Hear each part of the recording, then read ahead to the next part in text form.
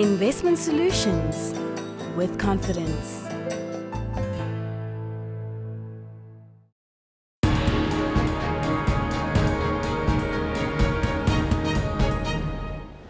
So I've come back from Europe actually quite optimistic, or rather when I left Barcelona I was quite optimistic.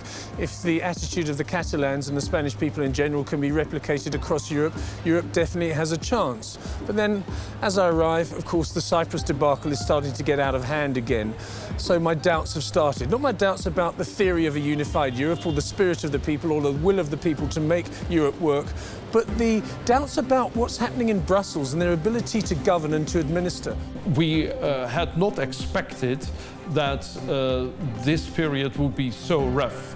And there is a justified realism about the euro. People are concerned, but on reflection, the vast majority of Europeans realizes that it's the way to go ahead. But there is no starry-eyed optimism. People are realistic and in many cases concerned. To us little Europeans that were born under the European Union, it has always been sold to us that the European Union was the solution to all our problems. That we were finally civilized, educated European citizens. That's just propaganda. We tend to be completely European oriented.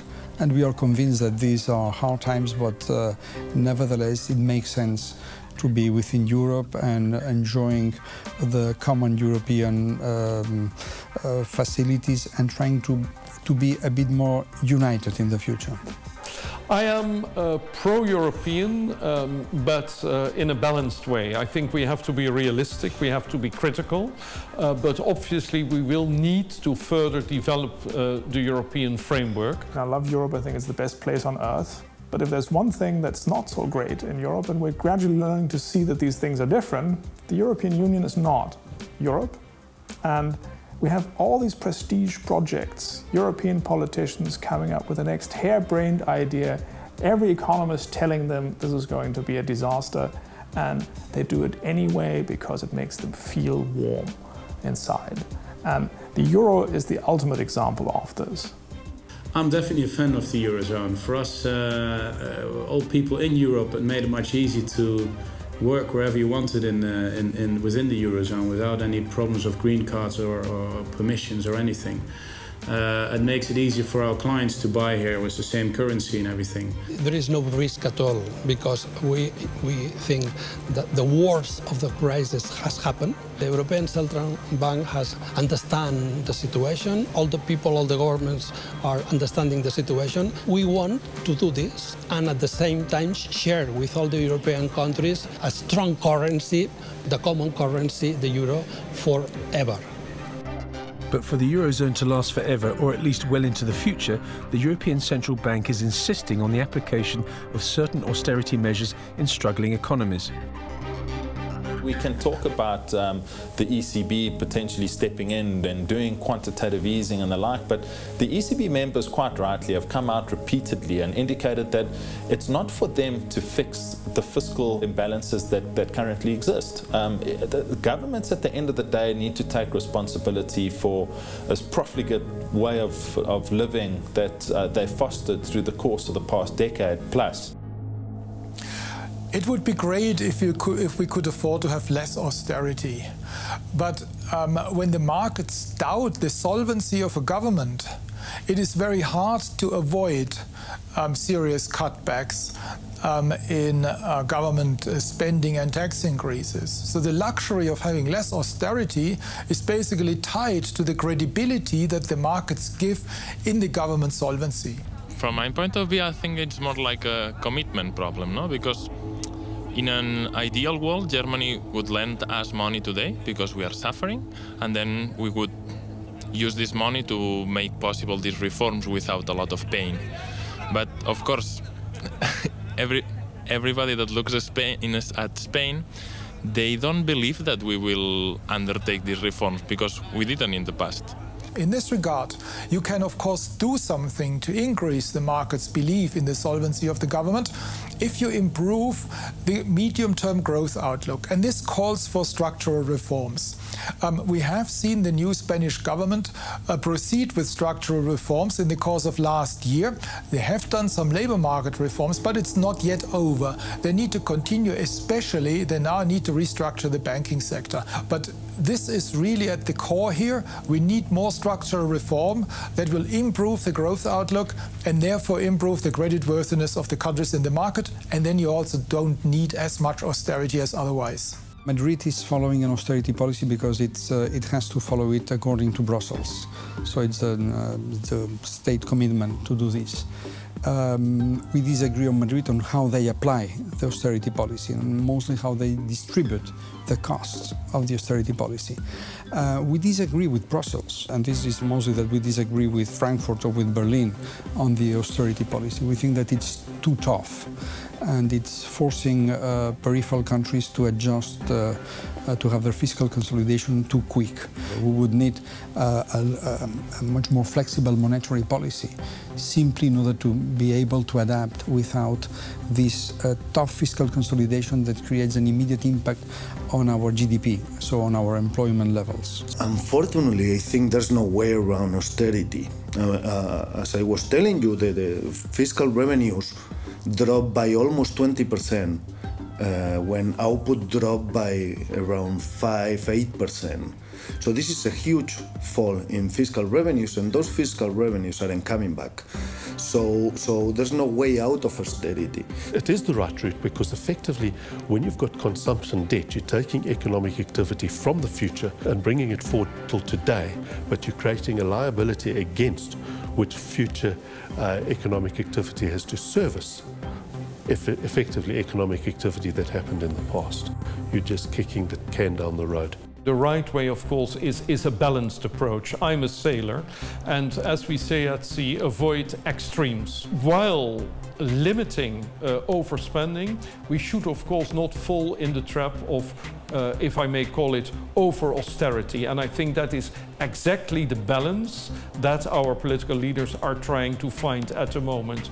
Not easy, not always right at the first try, but that is the direction we are heading.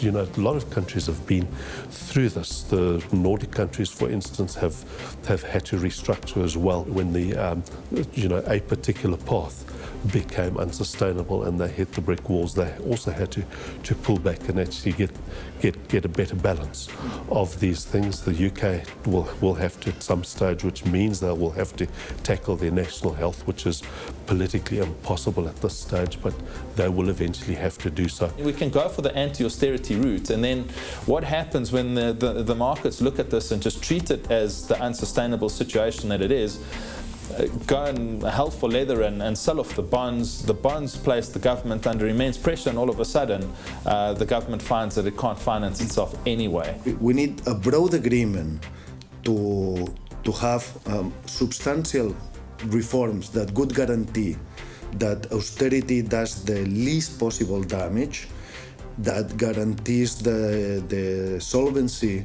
of public finances into the future. In other words, we need to have an agreement like the type of agreements that we saw in Scandinavian countries in the early 90s, when facing a very severe recession also. Everybody understood that they had to sacrifice something in order for the welfare state to survive with important reforms, but to survive. I don't see anything of that happening here, and that's really scary. As you can see, working together we can do more. It's very crucial, of course, that Germany works together with the rest of Europe so that Europe can get back on its feet. Germany's so important, both politically and economically. Unlikely this year that anything dramatic is going to happen. In fact, Germany might go into its shell a little bit because it's an election year, of course. And it's also very important that the new party or potential new parties in Germany, the anti-Europe parties, do not split the German vote. Germany is crucial. when you look at the actions of industry, then clearly the intent is to decouple from the Eurozone, because the Euro area markets have been very weak and the markets elsewhere are strong. So there is a clear tendency towards decoupling. You try to find customers outside Europe and you put, in fact, your production locations, you put into Central Europe, not necessarily Southern Europe. You put into Central Europe, where the costs are lower and the distances are shorter from Germany to your production location. So industry decouples. The political sector is strongly committed towards Europe and towards the Euro area. So there you do not see a decoupling. In fact, you see even a tendency towards closer integration. So there are no easy choices. All of this is going to be a big mess. And I think the first thing, if you wanted to actually look for a solution, the first thing you'd honestly have to say is that whatever we do is going to be hugely painful. And the way I see it, you have two options. One is condemn the country to 20 years of stagnation, and half of the Spanish youth who have no job today will still not have a job in 20 years' time. We have a completely lost generation. Or we actually acknowledge that some countries are just not made for being members of the Eurozone, that their labor markets are too rigid, that household levels of debt are too high, and that there's no easy way to fix this. And then we get out of the euro and pay the cost. I think Spain should get out. Oh, this is not an option at all. We are fully committed to the euro, and all our assets and liabilities are in euros. It will be just crazy to leave the Eurozone. Nobody wants this. That such an unnecessary and irrational project as building a European superstate was ever embarked upon will seem, in future years, to be perhaps the greatest folly of the modern era. Europe's great, of course, but it's very nice to be home. I went to Europe as a Eurosceptic. How on earth could there be a union between countries that have such diverse cultures and economies and people and beliefs?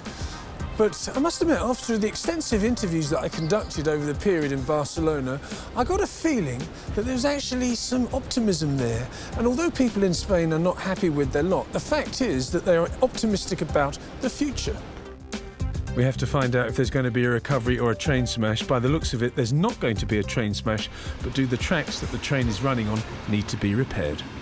I think it's a good analogy, because I think at the end of the day, Europe is a very successful economic area. But their economic success is basically being crushed, if you like, by the allure of excessive welfare and an excessive welfare burden on the actual productive base of the economy. My prudent prognosis for Europe is the following. Europe will survive and its currency, the euro, will remain intact, even in a truncated form, if just one currency were to exit, for example. After a crisis of several years, possibly up to 10, European momentum will begin to grow again and will even surprise us positively, I believe. For the public sector, recovery will be slow, but for the private sector it can be very quick, because we have some very interesting assets. We have idle capacity with our labor force because of the high unemployment that we have, and with highly skilled people. We have many major investments that are close to be completed, had we enough money to complete them. And we have a working economy that needs simply more demand in order to provide profit. So we are ready to go. I think we will have still a difficult time ahead. I've never been one of those who declared the euro crisis over towards the end of last year, beginning of this year. I think we are in here for the long run. We have been reminded recently that the real economies are weak, that the electorates are getting upset with the real economic developments, that they are suffering, that unemployment is rising, that political parties are coming up, they reject the euro area regime. Against that background, I think we will have to continue to struggle to make this work. It won't be over soon. I have to be optimistic. Unfortunately, it may take a little bit longer than would be necessary. This is a process that is going to take, unfortunately, a long time. And I don't think people have enough patience for that. What is very important is that all the efforts are not just in keeping the ship afloat, but also look, as you say, on the course and on the obstacles around us, the icebergs and the rocks. So it is a matter of good seamanship, keeping the ship balanced and afloat, but also watching very carefully where it goes. And as you know, and as history has learned, when there are icebergs around you, it is often wise seamanship not to be full speed ahead, but to go a bit slower. One thing I am convinced of is that Europe is here to stay. It's not going anywhere. It's got fantastic potential, but that potential is going to take years, perhaps even decades to fulfill. The grand experiment has got a long way to go.